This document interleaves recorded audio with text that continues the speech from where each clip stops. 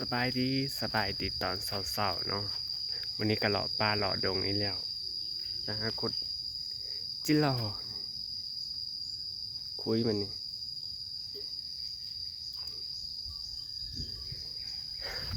แล้วก็เลาะทงเลาะทาหาเบิ่งเห็ดกับสิได้เห็ดก็ดิน่าสิไม่อ้อเนี่ยบ่ฝนตกหลายมือละอ้อเฮ้อกันเนี่ยก็ได้เนาะตั้งแต่ฝนตกก็จะไม่ได้กินอันนั้นซ้ำท่านได้กินเห็ดซ้ำ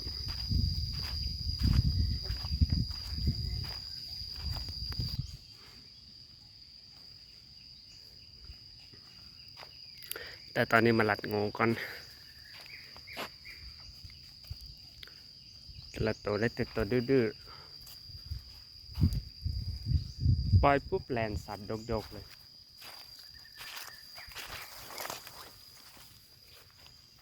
หาเลาะเบังเห็ดท่านี้ก่อน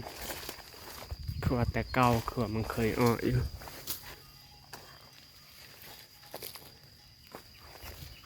ปาด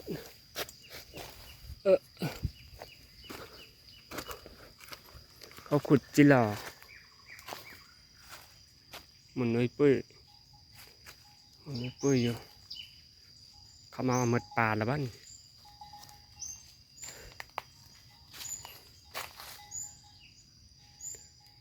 ค่อยลาขุดทางปบนี้อยู่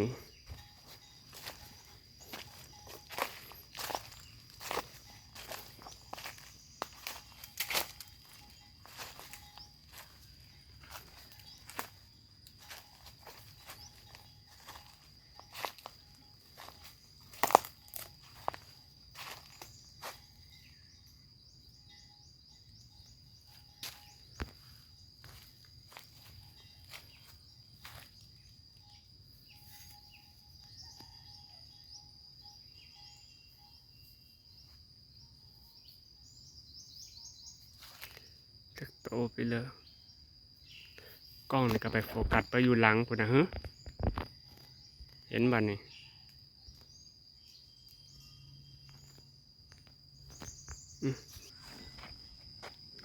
กินเข้าไปลงลุมพอ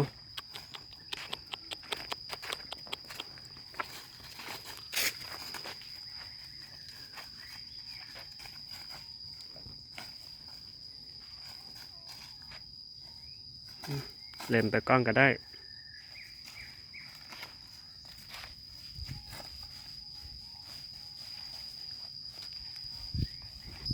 นี่ก็เตรียมอุปกรณ์ครับถุงมือ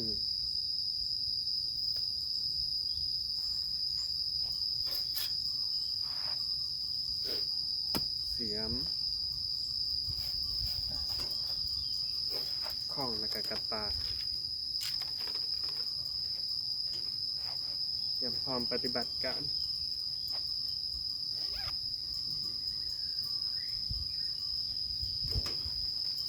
ไปกดไม่ได้อีอันนี้โป้งมากัน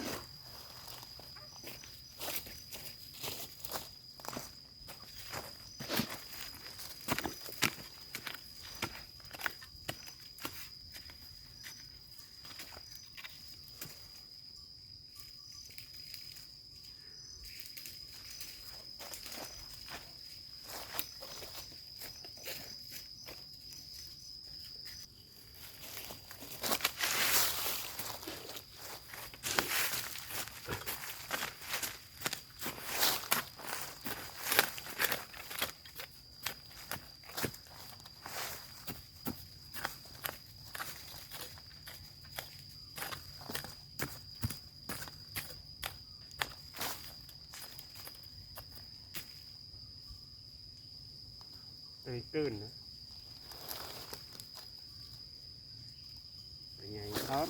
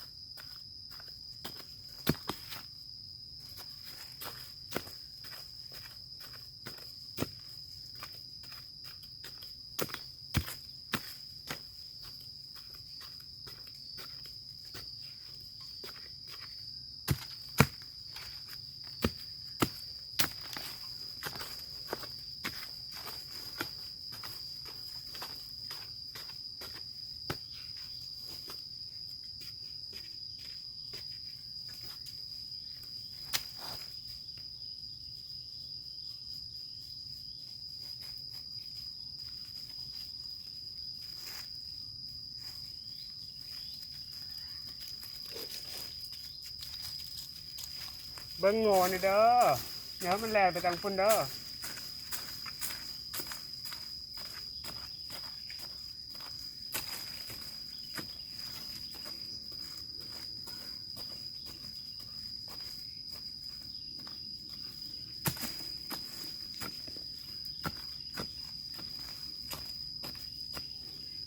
เดี๋ยวมันแล่นไปทางหน้าเขาเด้อ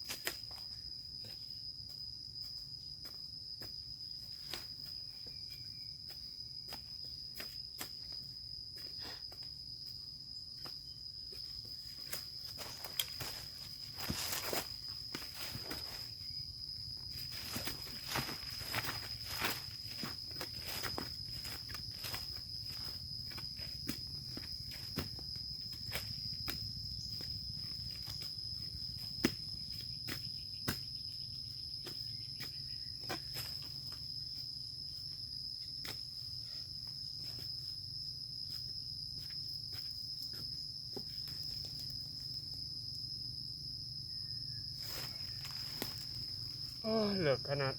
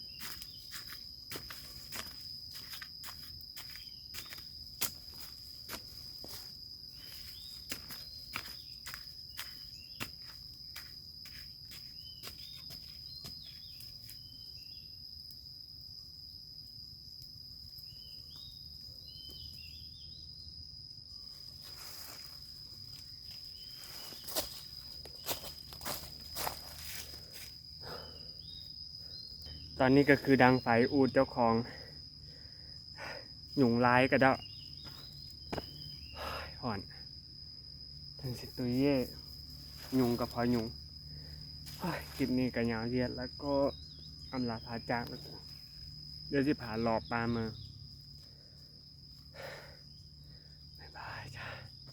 ทั้งคอนทั้งเมย